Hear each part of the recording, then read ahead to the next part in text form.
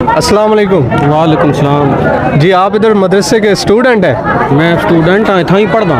अच्छा, कितने अरसा हो गया आपको इधर पढ़ते हुए? मैंने 15 साल हो 15 साल हो गए। तो आज ये जो लंगर इधर तकसीम होता है, इसमें आप भी कोई हिस्सा डालते हैं इसमें खिलाने में, या बस सिर्फ पढ़ते हैं? नहीं असं संदूकड़ियाँ चाह के मंगते हाँ। अच्छा, मंगते हो तुसी? मंगते हो मतलब? नहीं नहीं, संदूकड़ी अल्लाह के रास्ते पे लोग देते हैं, फिर तभी ये लंगर बनता है। आपने भी तो अपना खीक भरा नहीं है इसी से। अच्छा अच्छा, ठीक है ठीक है।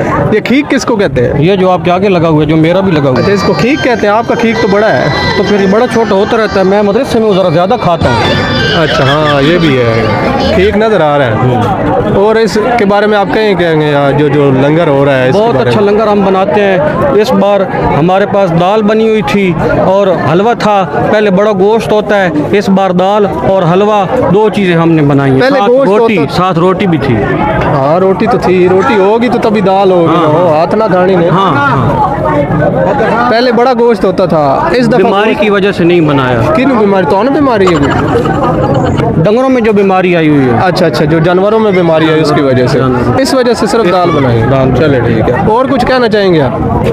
बस बस यही।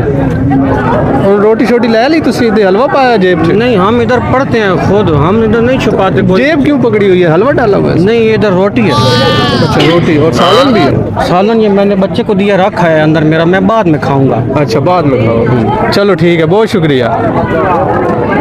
ठीक।